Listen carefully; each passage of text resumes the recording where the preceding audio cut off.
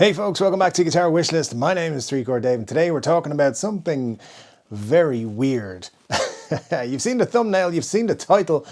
It is the Gibson Flying Z, or the Flying Thunderbolt, or just a Thunderbolt, whichever name you want to give it. We're going to go with Thunderbolt. There's a reason for that and we'll get into that right at the end of the video, so make sure you watch all the way to the end to find out why. Anyway, here's the thing about this guitar. Unlike most guitars, it started off as an April Fool's joke. Yes, that's right. So the Guitar magazine, a UK-based publication in 1992, decided to have a little bit of fun with its readers and put together an article about the Flying Z / Thunderbolt. Now, what they would go and do was actually quite sophisticated for an early 90s April Fool's joke. They put the idea out there that this guitar was a long-lost prototype, an elusive design from Ted McCarty that had been lost. And we know that there are lost Ted McCarty designs out there. In fact, earlier this year, of course, we saw the Theodore. That went well. But the idea that this long-lost Ted McCarty prototype had been found and was going up for auction excited a lot of people. And it was in the Guitar magazine. Why would you not believe it? I mean, they did put it out and say it's going for auction on April 1st, but nobody kind of realized what was happening.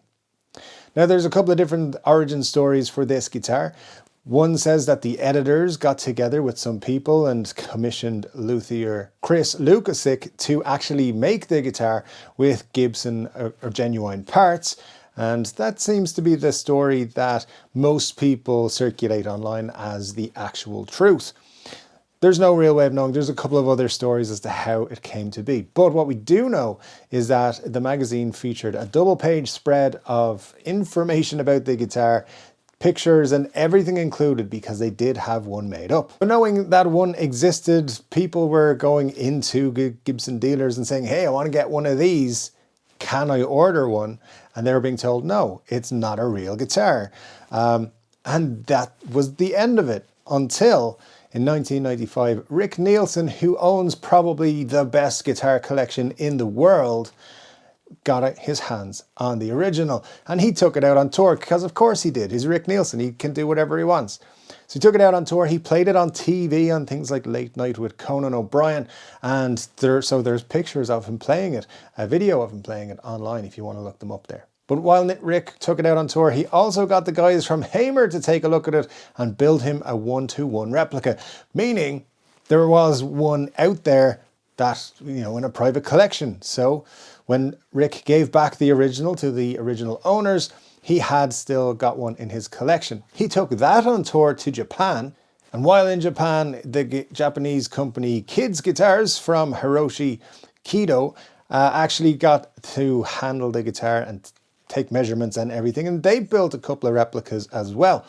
One of those is believed to have had Gibson insignias installed on it to make it look like an original Gibson. So that's an outright counterfeit right there as well. And it's a counterfeit of a counterfeit. That's a bit weird. But the story didn't end there, because in 1999 for the NAMM show, the Gibson Custom Shop, yes, the actual Gibson Custom Shop, made two.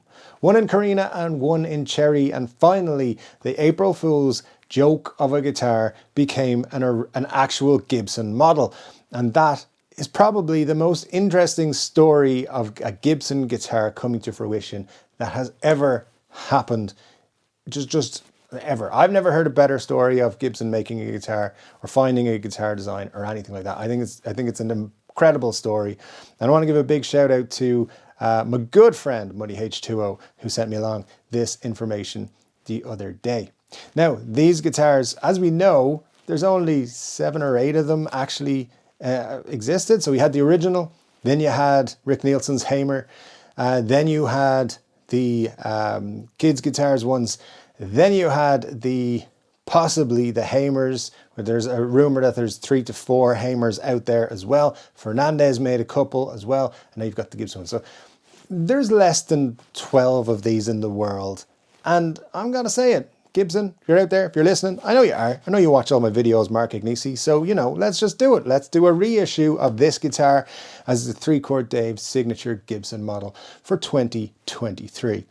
If you're down for that, hit the like button and don't forget to be subscribed. Thanks very much for joining me for this episode of Guitar Wishlist. I'll be back with another guitar video very soon. And until then, take care.